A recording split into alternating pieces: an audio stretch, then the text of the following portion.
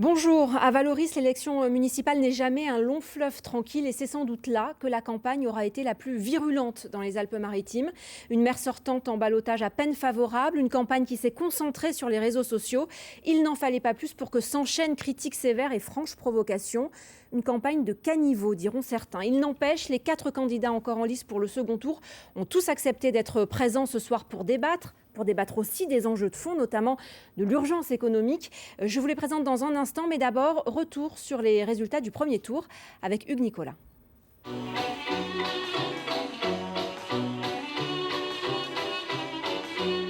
À Valoris, 7 candidats briguaient le fauteuil de maire. Au soir du 15 mars, il ne restait que 4. Aucune fusion ne s'est opérée et aucun des 3 candidats éliminés lors du premier tour n'apporte son soutien à une liste. Au terme d'une campagne délétère, un ex-candidat appelle à faire barrage à Michel Saluki, l'autre à Kevin Luciano. Seul signe d'unité dans cet imbroglio politique, un front commun contre l'extrême droite. L'abstention était de 60,54%. La pêche aux voix fera toute la différence. Retour donc sur le plateau de France 3 à Côte d'Azur avec les 4 candidats à cette élection municipale à Valoris. Lionel Tivoli, bonjour. Bonjour. Alors en 2014, vous étiez candidat à Antibes. Cette fois-ci, vous tentez votre chance à Valoris Golfe-Juan à la tête de la liste du Rassemblement national. Une nouvelle ère pour Valoris Golfe-Juan. J'ai été candidat aussi en 2015 à Valoris. Kevin Luciano, aux élections départementales. Exactement. Kevin Luciano, vous êtes la surprise de cette élection, arrivé en 2e position au soir du premier tour. Vous menez la liste 2020 avec Kevin Luciano, Rassemblement pour l'avenir de Valoris Golfe-Juan. Bonjour, c'est tout à fait ça. Michel Saluki, bonjour. Vous êtes la maire sortante. Votre liste Force Expérience pour notre ville est investie par les Républicains. Enfin, Jean-Noël Falcou, bonjour. Bonjour. Vous êtes parti avec le soutien de la République En Marche. Vous avez désormais aussi celui d'Europe Écologie Les Verts qui soutient donc votre liste. Ensemble pour Valoris Golfe-Juan. Alors, je voudrais qu'on revienne d'abord sur cette ambiance de campagne délétère à Valoris Golfe-Juan, sur les réseaux sociaux, mais aussi, me dit-on, dans les rues de la ville où se propagent les pires rumeurs. Alors voici quelques phrases piochées sur vos pages Facebook. Je cite, « Cet homme ne respecte rien, la fin justifie ses moyens. Rien ne l'arrête, lui qui se vautre désormais dans le mensonge le plus sale. Des principes républicains qu'elle a foulés aux pieds pendant 6 ans. C'est une campagne de caniveau. » Voilà, c'est un petit best-of, si je puis dire. C'est donc ça, le monde d'après à Valoris, Kevin Luciano? Absolument pas, et je trouve que c'est tout à fait détestable et malheureusement plus que regrettable que certaines personnes se soient laissées aller à tomber aussi bas en agressant, en insultant, en diffusant des rumeurs qui sont purement et simplement mensongères. Pour ma part, j'ai eu l'impression d'être le héros du film Split. 24 personnalités. Tantôt j'ai entendu que je serais d'extrême droite, tantôt j'ai entendu au contraire que je serais d'extrême gauche. C'est assez drôle. Tantôt j'ai entendu que je voudrais construire des mosquées, tantôt on m'a dit encore que je serais raciste. Enfin, tout cela est vraiment lamentable. On rabaisse la politique. Mais ça, vous l'avez dit à vos soutiens sur les réseaux sociaux, parce qu'alors, à coup de comptes masqués, de faux profils, ils sont extrêmement présents et actifs. Pardonnez-moi un instant. Pour ma part, et je vous le dis les yeux dans les yeux, il n'y a aucun faux profil. Ce que certains soutiens ont fait, vrai ou pas vrai, je ne sais pas si ce sont véritablement des soutiens, ça c'est clair, mais les gens de ma liste et moi-même n'avons attaqué personne, sauf à rappeler des éléments de fait, le bilan de Madame le maire qui nécessairement doit la suivre, et des alliances politiques dont j'ai parlé de mon collègue Jean-Noël Falcou, mais il n'y a pas eu d'attaque personnelle. Par contre, pour ma part, j'ai été victime... La campagne était une succession d'attaques personnelles, Pas M. Luciano, de ma part. de votre part personnellement et de la part de vos colistiers. Ce que je trouve dommage, vous dites le terme campagne de caniveau, je pense qu'il est tout à fait adapté à la situation. Et par contre, ce qui est dommage, c'est de mettre tout le monde dans le même sac. Je veux dire, il y a eu 7 candidats au premier tour. Sur les 7 candidats, il y en a 5 qui ont mené une campagne digne et respectable.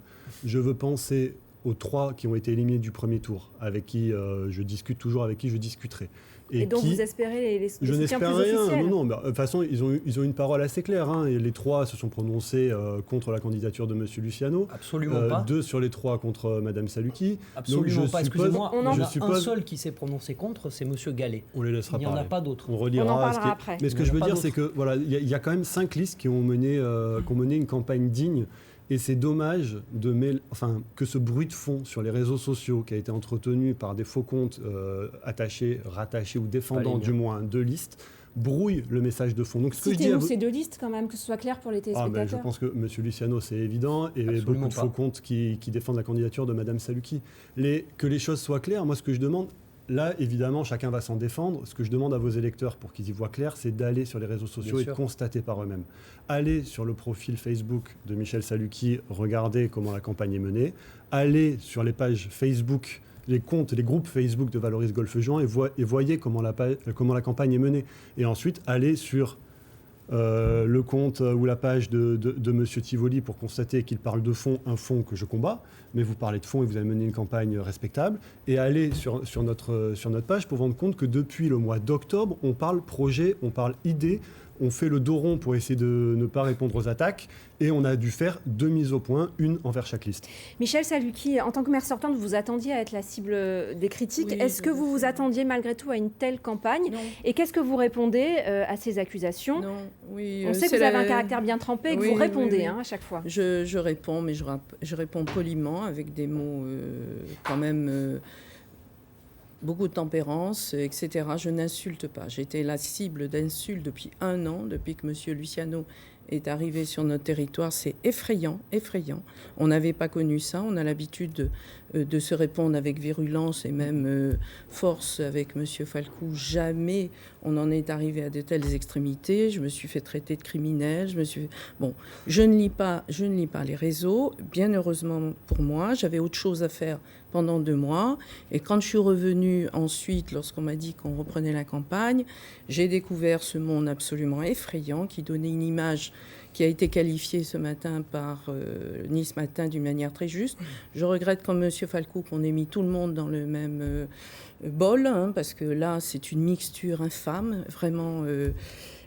c'est quelque chose que je déplore. Ça ne s'est jamais produit à Valoris. Ça a toujours été assez fort. C'est une ville tonique, dynamique, avec des oppositions, des avis tranchés.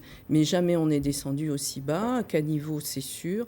Moi, je ne vais pas rentrer dans la polémique qui a dit, qui n'a pas dit. Ce n'est pas le sujet. J'aimerais bien qu'on parle un petit peu de politique valorienne et golfe-juanaise. C'est ce qui nous occupe, surtout après une crise aussi forte, aussi terrible pour l'économie. Je crois qu'il faut qu'on se redresse vite et qu'on arrête ce petit déballage vraiment catastrophique pour Valoris. Ce n'est pas une belle campagne du tout. Lionel Tivoli, on a entendu Jean-Noël Falcou reconnaître que vous aviez été peut-être un des plus courtois dans cette campagne. On a eu l'impression que vous avez fait un pas de côté, que vous êtes mis à compter les points de vos adversaires. Non, pas du tout. Vous savez, moi, je n'ai pas cette vision de la politique. En réalité, ce qu'il se passe, c'est que j'ai l'impression que dans les équipes adverses, c'est bonnet blanc et blanc bonnet. Et pourquoi ? Parce que simplement, des anciens adjoints de M. Gumiel, des anciens adjoints de Mme Saluki se sont répartis sur toutes les listes. Donc j'ai l'impression que ce sont plus finalement des rancœurs personnelles entre les candidats plus que de la politique. Pendant qu'il se fait ça sur les réseaux sociaux, eh bien moi j'ai mon mandat de conseiller régional et j'ai travaillé à la région notamment pour donner des subventions aux commerçants qui ont subi de plein fouet la crise du coronavirus, les en informer, et c'est vrai que j'ai essayé de m'éloigner de cette campagne sur les réseaux sociaux qui est finalement délétère. Et Jean-Noël Falcou, vous m'avez dit en préparant cette émission, ça se passe toujours comme ça à Valoris.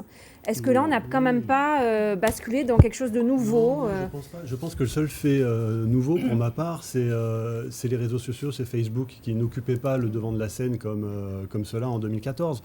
Mais on a toujours connu les tracts anonymes, les petites... voilà. Et pourquoi Écoutez, je pense que c'est un peu partout dans toutes les villes. Là, non, mais je veux dire, c'est une ville là où il y a une élection qui est très disputée, où on est... Pour ma part, je pense qu'on est vraiment dans une logique de clan à Valoris depuis longtemps, depuis des décennies. Et ces clans s'opposent depuis longtemps. Et je pense vraiment qu'on en étouffe, en fait. Et que si Valoris a autant de retard sur tous les points, c'est à cause de cette ambiance et de ces clans qui s'opposent depuis des décennies.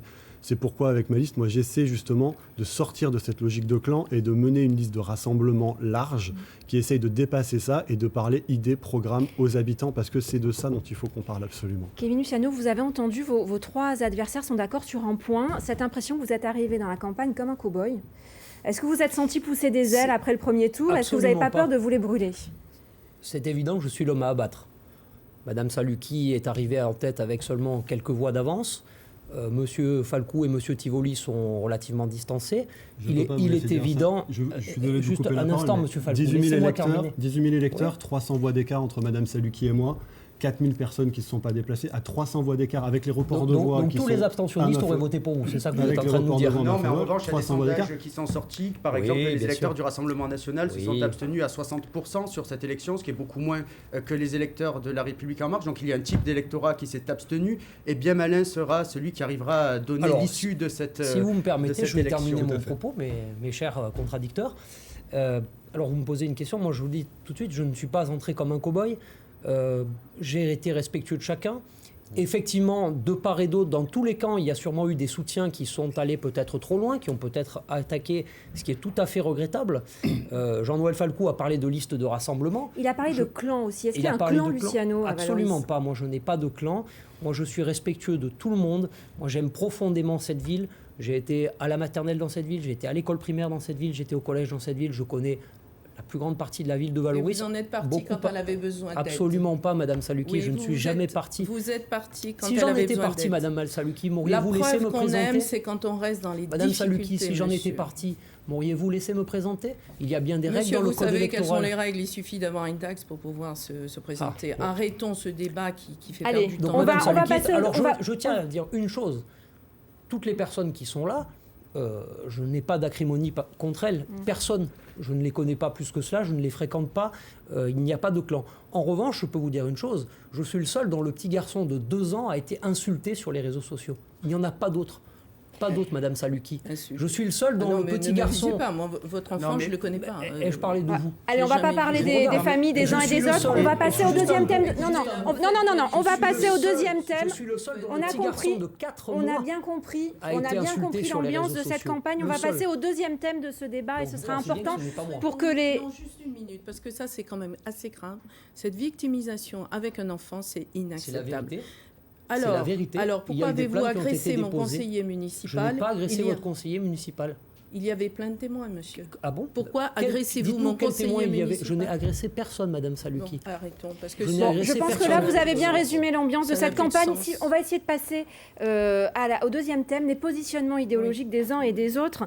Et d'abord, cette question, l'extrême droite avance-t-elle masquée à Valoris? Lionel Tivoli, est-ce que vous estimez que Kevin Luciano a plagié vos idées et qu'il a siphonné vos voix? Déjà, vous employez le terme d'extrême droite. Je sais qu'il ne non, vous plaît mais, pas. l'extrême droite, c'est l'antiparlementarisme. Je ne suis pas antiparlementaire. C'est l'autoritarisme. Je ne suis pas autoritaire. Et, Enfin, après c'est la doctrine après basée la sur droite, les je ne races. sais pas ce qu'il y a. Donc, vous trouverez Le un autre nom si vous voulez. Après Mais la droite, il y a le Rassemblement voilà, national. donc l'extrême droite. Donc, non, le pourquoi Rassemblement considérez-vous national. qu'il a plagié vos idées et Je ne dis pas siphonné qu'il a vos voix? plagié les idées, je dis que des personnes de l'équipe de M. Luciano ont, depuis le début de la campagne, après avoir été voir auprès de chez LR et chez M. et Mme Tabarot, qui ont supprimé le guichet de la gare de Golfe-Juan, eh bien, ont tenté d'aller vers des personnes qui sont proches de ma liste, qui sont sur ma liste.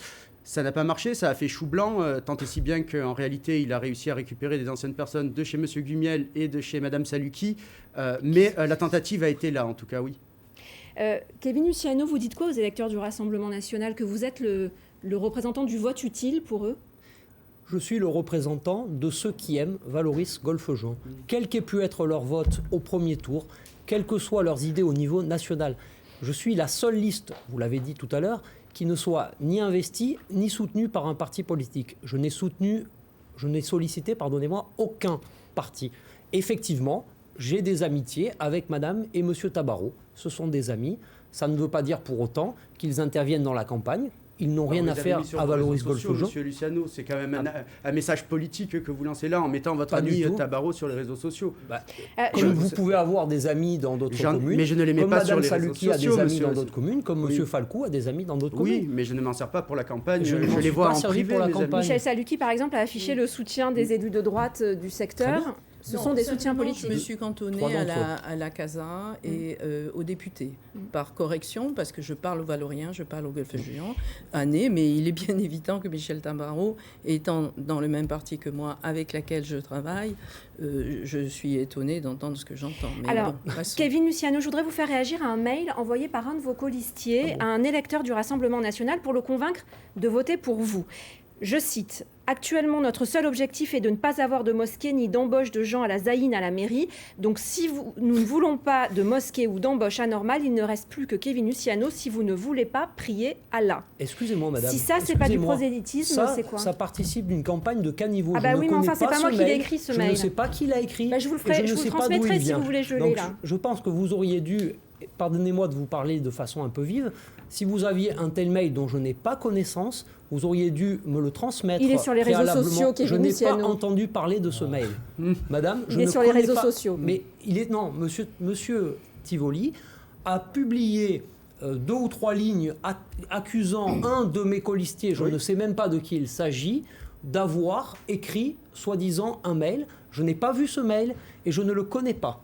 Oui, on est bien d'accord. Et donc, est-ce que ça veut dire qu'il n'existe pas? Et moi, je vous regarde dans les yeux, je vous dis que Mme Layani, là, parce que vous savez, M. Luciano, s'il existe un tel mail, si ce mail existait, pourquoi ne pas m'en avoir parlé directement? Simplement par rapport aux méthodes que vous utilisez pendant la campagne, parce que ces personnes qui m'ont transmis le mail veulent aussi être protégées. Bien je l'ai transmis à Mme Layani, qui a toutes les informations, effectivement, sur ce mail et qui peut en témoigner. Je les ai également ici aussi. Mais en fait, vous allez faire quoi? Si vous connaissez la personne qui a écrit ce mail, c'est quoi? Ça va être la chasse aux sorcières? Absolument pas. Il n'y aura jamais de chasse aux sorcières. Bon, bah alors, il y a contrairement à le mail existe. Non, mais si ce mail existait, j'aurais souhaité en avoir connaissance avant pour pouvoir vous répondre de façon éclairée sur ce mail dont on me parle, que je vous donne ma parole, ne pas connaître. Je ne le connais pas. Ça fait partie de toute cette campagne de caniveau dont vous avez parlé. Vous n'êtes pour rien dans la réception de ce mail. C'est peut-être un faux, je ne sais pas qui l'a écrit. Mais ça rejoint la question de fond. Qu'est-ce que vous dites aux électeurs du Rassemblement national? Mais je ne parle à tous les électeurs, je ne parle pas spécifiquement aux électeurs du Front National ou aux électeurs des LR ou aux électeurs de la gauche. J'ai sur ma liste des gens qui sont à droite, j'ai sur ma liste des gens qui sont à gauche, et j'ai une majorité de gens sur ma liste qui ne s'intéressent pas à la politique politicienne au sens national du terme, qui ne sont pas partisans. Prenez les effectifs de chacun des partis, prenez ma liste, et vous verrez qu'il n'y a personne, ou peut-être un ou deux au grand maximum, qui sont encartés, et je pense qu'il n'y a personne. Pour ma part, je n'ai jamais été encarté nulle part. Donc, je ne parle pas plus à un électeur du Rassemblement national qu'à un électeur de gauche, qu'à un électeur de droite. Jean-Noël Ce n'est pas Falcou. mon objet. Non, mais vous ne pouvez pas vous cacher derrière votre petit doigt comme ça. Je veux ne dire, me cache pas. Ce mail est connu, il y a un journaliste indépendant qui le lit et qui le présente, il est avéré. Vous avez, il est avéré par qui, par quoi? Est-ce que vous savez qui l'a écrit? Oui, je sais, je l'ai vu circuler moi également. Moi, je ne l'ai pas vu ce mail. Certains de vos colistiers l'ont vu également, personne ne vous en a parlé, vous êtes bien mal informé. Non, on m'a parlé simplement du propos de M. Tivoli sur les réseaux sociaux. Kevin Luciano, je préfère vous prévenir que vous avez utilisé beaucoup de votre temps de parole si vous voulez le garder pour la suite. Est-ce que, par contre, vous ne pourrez pas dire que vous n'êtes pas au courant que sur votre liste, il y a d'anciens alliés du Front National? Vous ne pouvez pas dire que dans vos soutiens, il y a d'anciens alliés du Front National? Dites-moi quels alliés du Front National? Vous ne pouvez... Quels alliés du Front National? Éric Charvin. Éric Chalvin, Monsieur Ponce. Monsieur Ponce. Je veux dire, il y en a plusieurs. Monsieur Ponce n'a jamais présenté. Non, Monsieur Ponce ne s'est jamais présenté. Il n'est pas membre du Front National.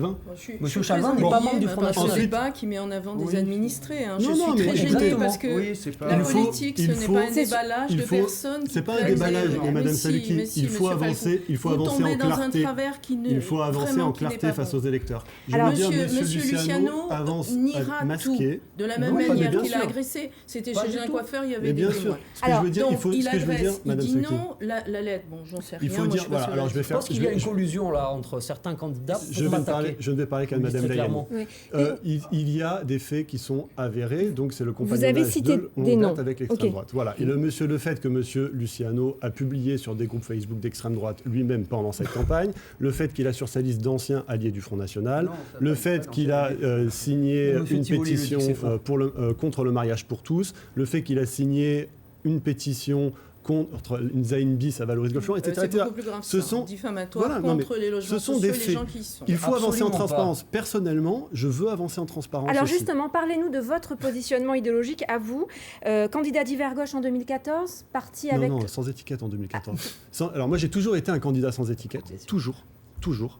Et toujours sur une liste rassemblement local. Je veux insister sur ces 3 termes. Sans étiquette, je ne fais partie d'aucun parti politique. Je ne dois de compte à aucun parti politique. J'ai publié mes comptes de campagne, je ne reçois d'euros d'aucun parti politique. La préfecture me nomme liste divers sans étiquette. Ensuite, local, je ne parle pas de politique nationale, toujours de politique locale, et 2 rassemblements. Sur ma liste, il y a des personnes de gauche bien connues, il y a des personnes du centre bien connues, il y a des écologistes dont je suis bien connu, et il y a des personnes de droite bien connues. On est une liste de rassemblement. Et en effet, cette liste sans étiquette locale de rassemblement, elle est soutenue par différents partis. Par Europe Écologie Les Verts, vous l'avez dit, par La République En Marche, vous l'avez dit, par le maire de Montsartou, par des personnalités de gauche, par des personnalités de droite. Ce que je veux dire vraiment, c'est que j'ai la conviction profonde depuis toujours que pour être un bon maire, il faut être capable d'être en dehors des partis politiques, les mettre de côté pour se préoccuper des besoins des habitants, et qu'il ne faut pas être l'homme d'un clan. Il ne faut pas être l'homme d'un clan, il ne faut pas être l'homme d'un parti. Moi, depuis toutes ces années, j'ai fait la démonstration de pouvoir travailler avec tout le monde et de pouvoir parler avec tout le monde, avec tous les modérés et avec tous les pragmatiques de Valoris Golfe-Juan. Michel Salouki, je vous entendais acquiescer. Oui, non, là, je ne sais plus où je suis, parce que M. Falco, qui a eu le soutien du PS en 2014, cette fois-ci, c'était En Marche. Ensuite, il reprend Europe Écologie Les Verts, nous dit qu'il ne faut pas être d'un clan. Là, on peut avoir des soutiens, et je suis tout à fait très à l'aise chez les Républicains, dans la mesure où je suis centriste, et on m'a accueilli avec beaucoup de chaleur, parce qu'on m'a garanti la liberté de pensée absolue, ce que je vis tout le temps. Donc je continue à être centriste. Lorsque je gère la ville, je ne fais pas la politique d'un clan. Ça n'a strictement rien à voir. Un maire, c'est une personne qui va gérer, qui va guider, qui va protéger les habitants d'une manière générale. Lorsque j'interviens sur un quartier, un administré, je ne me pose pas la question de savoir s'il est à droite, à gauche, extrême droite, ou je ne sais pas dans quel parti ou pas de parti. Ce n'est pas le sujet. C'est pour ça que là, cette campagne est vraiment lamentable, je peux le dire, parce que nous assistons à un clivage. Là, il y a vraiment des communautés qui se divisent avec ce genre de mail. Moi, je vois des Valoriens et des Golfe-Juanais. Je ne regarde pas ni leur couleur politique, ni leur appartenance, et je ne veux pas d'appartenance, quelle qu'elle soit, qui interviennent dans les décisions. Mais et j'en suis fière, je suis très heureuse d'être LR, parce que nous travaillons, nous sommes créatifs, nous sommes inventifs, nous avançons, nous agissons. Voilà, LR, c'est agir. C'est simplement, mais on ne m'a pas donné de mot d'ordre, on ne me dit pas ce qu'il faut que je fasse. C'est moi qui ai demandé à certains de mes amis de dire un petit mot parce qu'effectivement, on me reproche de ne pas assez communiquer. C'est soit je travaille, soit je communique. Je pense que trop de communication veut dire quand même qu'on perd beaucoup de temps sur le travail. Je suis une travailleuse, je ne peux pas me refaire, c'est comme ça. Communiquer, ce n'est pas mon fonds de commerce, je le dis. Je dis aux gens, regardez ce que j'ai fait pour la ville. Ils apprécieront, mais arrêtons de tomber justement dans ce caniveau, dans cette polémique en mettant des administrés en avant. C'est dramatique ce qu'on est en train de faire, vraiment pour l'image de la ville. Parlons des projets, on n'est pas d'accord, on s'oppose, on se contredit, mais c'est très bien.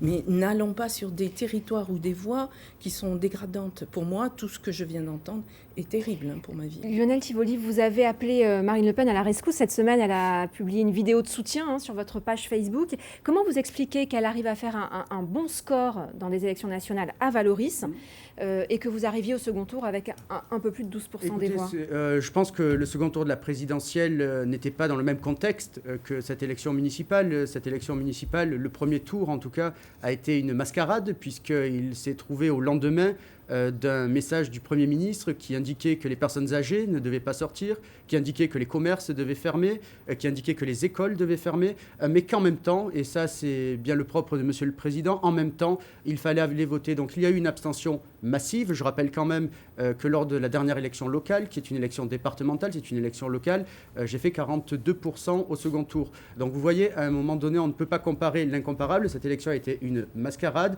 et j'espère bien que les électeurs au second tour vont se mobiliser mobilisé pour redonner au Rassemblement national que je représente, à la droite populaire de Thierry Mariani et au CNIP qui me soutient également. Voilà, je ne cache pas mes soutiens, j'ai toujours pour habitude d'être franc avec les électeurs, et bien qu'ils se mobiliseront et iront massivement redresser ce vote. Alors on va maintenant parler d'un thème qui sera sûrement votre priorité à tous les quatre si vous êtes élus, la relance économique. À Valoris, on devrait plutôt même parler de la relance, tant la ville était déjà en urgence économique et souffrait avant même la crise du Covid. On va faire un tour de table pour que vous nous exposiez chacun vos mesures concrètes, vos mesures d'urgence si vous êtes élu. On va repartir avec vous, Lionel Tivoli, vous aviez un peu de retard. Oui, effectivement, la relance économique, c'est quelque chose qui m'intéresse particulièrement puisque je siège à la région en commission économie. Et je pense que la municipalité n'est pas seule, elle doit aussi faire appel aux autres collectivités, la région étant le premier accompagnateur des TPE, PME. Et je pense qu'il faut vraiment que le maire aussi aille chercher et en tout cas informe les citoyens de toutes les autres aides qu'il peut y avoir des collectivités. Au niveau de la ville, je crois réellement qu'il faut allier la sécurité, la propreté, le commerce et les animations. C'est vraiment cette globalité qui va faire que notre ville va pouvoir revivre. Vous parlez de mesures concrètes. En mesures concrètes, et c'est plus vrai que jamais, en tout cas plus nécessaire que jamais maintenant, j'ai proposé par exemple une subvention de 50% du montant du loyer pour toute personne qui viendrait s'installer dans notre commune à Valoris-Golfe-Juan. Vous l'avez proposé avant la crise du Covid. Bien sûr, mais c'est toujours et d'autant plus d'actualité à Valoris-Golfe-Juan. D'autant plus à Valoris, nous avons énormément de commerces fermés. Sur l'avenue Clémenceau, à l'époque, il y en avait une vingtaine qui étaient fermés. Et donc, il faut vraiment les aider à cette relance économique. Ensuite, je parlais d'animation. Il faut vraiment améliorer les offres d'animation qui se trouvent dans notre commune. Et aussi, par exemple, faire des passes dîner-spectacle lorsque la municipalité organise des spectacles pour faire vivre nos commerçants autour du Minotaure, autour du théâtre de la mer. Et enfin, je pense que la culture est importante puisque c'est quelque chose de fort dans notre ville. Il faut une identité. J'ai proposé des quartiers à thème, par exemple un quartier Picasso, un quartier Jean Marais, un quartier Napoléon, pour que les touristes viennent à Valoris-Golfe-Juan pour retrouver cette identité forte. Est-ce que les exonérations de taxes, les baisses de recettes fiscales pour la ville vous permettront de mettre en place ces mesures de développement d'animation culturelle ? Oui, évidemment. Il faut toujours trouver pour faire plus avec moins de moyens. J'en ai l'habitude. Vous savez, je suis aussi chef d'entreprise et à chaque pierre que je déplace dans mon entreprise, il y a à la clé une économie. On arrive avec de la volonté politique à faire quelque chose. Vous savez, dans une collectivité qui a vu sa dette augmenter depuis des décennies, eh bien, moi, je demande aux électeurs de me faire confiance pour que je puisse aussi leur montrer ce dont on est capable et ce que l'on fait dans toutes les villes du Rassemblement national dans lesquelles nous avons été élus. Michel Saluki, est-ce que vous dites que toutes les mesures d'urgence ont été prises ? Oui, bien sûr, on a exonéré, pas de redevance jusqu'à la fin de l'année, occupation du domaine public très large, sans contrainte, dans la limite de la réglementation et de l'obligation pour les personnes à mobilité réduite. Tout est ouvert aujourd'hui, on s'adapte. Chaque fois qu'il y a un problème, on s'attache à trouver la solution. Donc il va y avoir le Théâtre de la Mer cet été gratuit pour vraiment remplir le plus possible tout ce qui est commerce, amener beaucoup d'animation, autant que faire se peut dans la mesure des rassemblements interdits. Tout est programmé, tout est lancé, on a tout lancé immédiatement. C'était pas compliqué parce que c'était quand même induit par notre programme. Nous, on est dans la relance permanente, c'est-à-dire tout le temps, on innove, on modifie, on évolue. Rien n'est figé dans la ville de Valoris et de Golfe-Juan, les deux, qui n'ont pas tout à fait les mêmes identités, vous l'avez remarqué. Là, aujourd'hui, on fait des focus sur le centre de Valoris, on refait la rue Clémenceau et c'est un énorme succès et on continue sur Golfe-Juan avec une attractivité record puisqu'on a l'impossibilité aujourd'hui de garer les voitures, particulièrement le week-end. Donc c'est vous dire que ça marche, tout ce qu'on a lancé marche. Lorsque je lance des éléments d'aide et qui ne fonctionnent pas, on arrête, on passe sur autre chose. Si vous voulez, c'est très mobile, il n'y a rien de figé. Voilà, je crois que la relance, c'est au cas par cas, au jour le jour, et en fonction des événements, comme on a pu le voir. Kevin Fiano, vous entendez, tout a été fait. Qu'est-ce que vous proposez en plus ? Alors vous avez bien fait de parler tout à l'heure de relance de la relance, parce qu'en réalité, c'est une relance économique qu'il fallait avant même cet épisode dramatique du Covid-19. Le problème, c'est que beaucoup de commerces sont fermés, M. Tivoli l'a dit. Madame Saluki a très certainement fait de son mieux pour avoir des résultats, ça je n'en doute pas. Mais malheureusement, ces résultats ne sont pas au rendez-vous. Au cours des 6 dernières années, la situation s'est beaucoup détériorée. On a énormément de commerces qui sont fermés dans l'avenue Georges Clemenceau particulièrement, mais également dans d'autres quartiers. Ce qui est important, c'est de créer les conditions d'une relance économique. C'est-à-dire, évidemment, il faut des mesures proprement économiques, mais il faut aussi, au préalable, que des conditions fondamentales soient remplies. La propreté, la sécurité, et une chose très importante dont on ne parle pas beaucoup, c'est l'image de la ville. L'image de la ville est détériorée quelque chose depuis... que je plaide depuis des années. Tant mieux, c'est et très vous bien. avez critiqué la rénovation de Clemenceau. Il ne faut pas rénover, ça coûte trop cher. Je n'ai jamais dit qu'il ne fallait pas rénover Clemenceau. Vous l'avez dit, tous les commerçants me l'ont dit. J'ai dit que vous avez passé 2 ans à faire des travaux et à la fin, on a du goudron sur les trottoirs et que la rénovation n'est pas aboutie. Parce qu'on n'a pas le temps de finir, il faut vous informer. Il vous faut 2 ans, madame, pour faire... pas la ville. Madame, pour faire quelques... Est-ce que je peux parler? Oui, non, mais j'ai remarqué que chacun a le droit de parler, que moi je suis systématiquement interrompu. Non, les temps de parole sont scrutés scrupuleusement en régie. Je ne peux pas vous laisser dire ça. Donnez-nous une mesure concrète de relance économique. Des mesures concrètes, il y en a plusieurs. Donc j'ai dit, le préalable, on n'y revient pas. J'ai dit également qu'il faut de nouveaux moteurs économiques. Il faut réaliser une synergie plus importante entre Valoris et Golfe-Jean. Il faut réaliser des synergies entre les différents commerces, c'est-à-dire qu'on ait une complémentarité. Il faut protéger le linéaire commercial.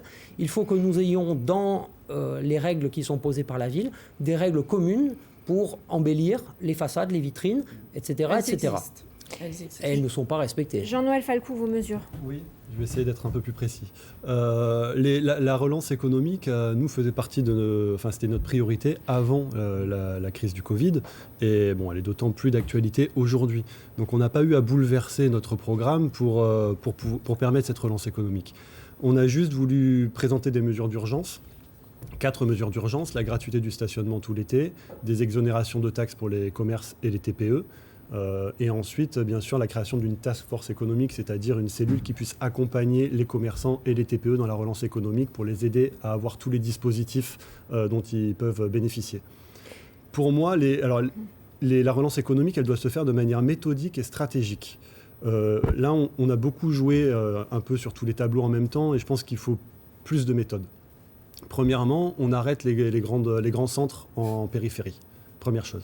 Deuxième chose, on favorise l'implantation des commerces dont les Valoriens et les Golfe-Juanais ont besoin eux-mêmes. Il faut qu'on trouve de tout à Valoris-Golfe-Juan pour animer nos centres, ce qui n'est pas encore le cas aujourd'hui. Troisième point, on accompagne les commerces existants. Donc accueil des nouveaux, adjoint au commerce, toute une batterie de mesures. Et bien sûr, en 4, il faut créer un écosystème favorable pour les commerces et les entreprises de Valoris-Golfe-Juan. Donc c'est basé sur la propreté, qui est la grande oubliée, on va dire, du mandat qui vient de se terminer.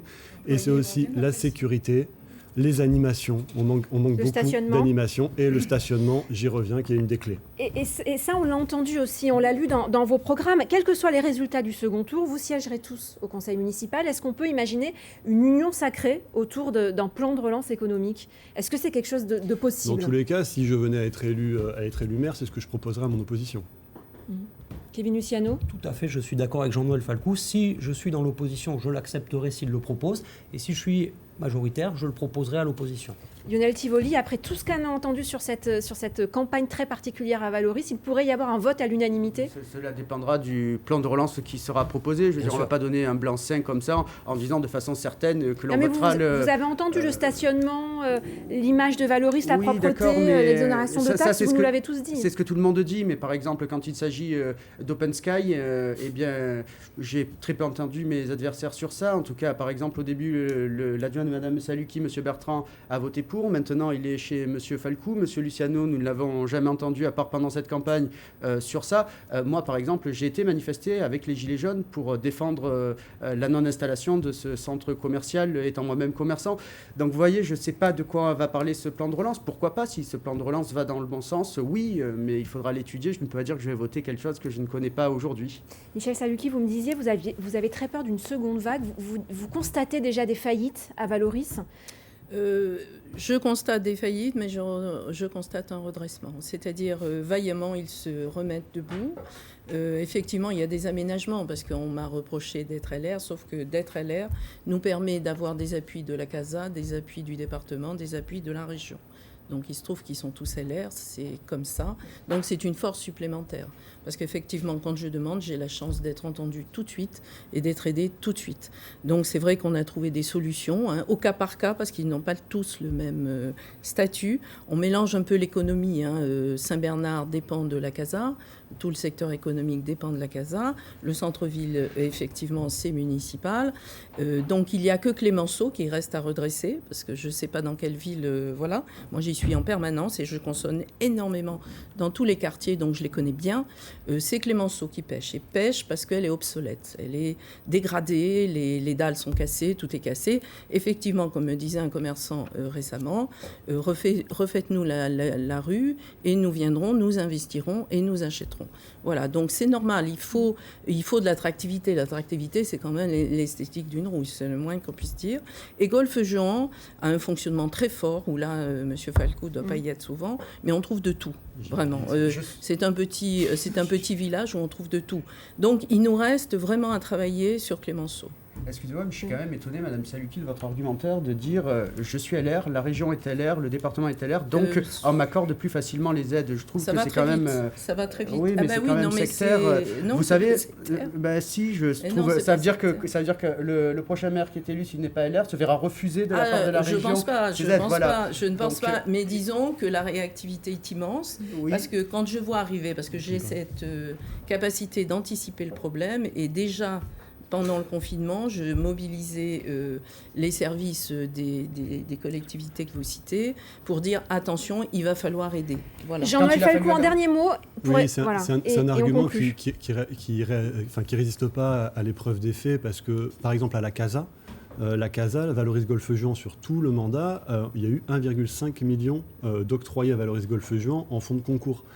Tourette, ça a été 2,3 millions. Le Rouret, 2,6 millions. Valbonne, 6 millions d'euros. Donc Monsieur, ce n'est pas parce que on en est à 8 millions sur Madura. Ce n'est pas parce qu'on est sur... on a une étiquette qu'on obtient ou qu'on n'obtient pas. Alors, allez, il nous reste 3 minutes pour conclure cette émission, et donc c'est le tour de table, les 30 secondes que vous avez chacun pour nous dire quelle sera votre première mesure si vous êtes élu maire de Valoris. C'est à vous, Lionel Tivoli. On a suivi l'ordre officiel de la préfecture. Oui, je crois qu'une des premières mesures qui devra être prise sera un audit des finances de la municipalité de Valoris Golfe-Juan, voir où est-ce que nous pouvons faire des économies, par exemple en installant de l'éclairage LED de partout où cela est possible. Et il faudra aussi déterminer ce qui peut faire baisser la dette, puisque la dette de Valoris Golfe-Juan augmente dangereusement d'année en année. Et donc je crois réellement que c'est une des mesures qui est le plus importante à prendre, savoir l'état des finances quand nous arrivons dans cette commune. Merci Lionel Tivoli. Kevin Luciano, donc tête de liste 2020 avec Kevin Luciano. Vous avez 30 secondes pour conclure. Je suis un enfant de la commune, je l'aime profondément. Mon père y est né, ses parents y sont nés, ses grands-parents y sont nés. Et la première mesure, ce ne sera pas une mesure économique, ce ne sera pas une mesure financière. La première mesure, ce sera d'aller voir tous les Valoriens, tous les Golfe-Juanais, les employés, et de leur dire, voilà, l'élection est passée, la campagne a été violente, vous l'avez dit à juste titre, hélas. Maintenant, je suis le maire de tous les Valoriens et les Golfe-Juanais. Je vous tends la main à tous, à mes oppositions, s'il y en a, il y en aura nécessairement, à ceux qui n'ont pas été pour moi. Et je leur dis, maintenant, nous allons tous travailler ensemble pour redresser Valoris Golfe-Juan. Merci Kevin Luciano. Jean-Noël Falcou, vous êtes à la tête de la liste Ensemble pour Valoris Golfe-Juan. On vous écoute. Oui, ma première décision sera de réunir le personnel municipal pour se mettre au travail tout de suite. Même chose à la CASA. Je pense qu'il y a un vrai désir de changement à Valoris Golfe-Juan qui s'est traduit dans les urnes au premier tour. Et pour réussir ce changement, je pense qu'on a besoin d'expérience, de personnes qui connaissent les dossiers. Je pense qu'on a besoin de rassemblement pour apaiser les relations les uns avec les autres. Et je pense qu'on a besoin de transparence pour avancer les uns avec les autres et pas les uns contre les autres. Merci Jean-Noël Falcou. Michel Saluki, c'est à vous. Et votre liste, donc Force Expérience pour notre ville. Alors j'en profite pour remercier les employés parce qu'ils ont été une fois de plus malmenés, désignés du doigt.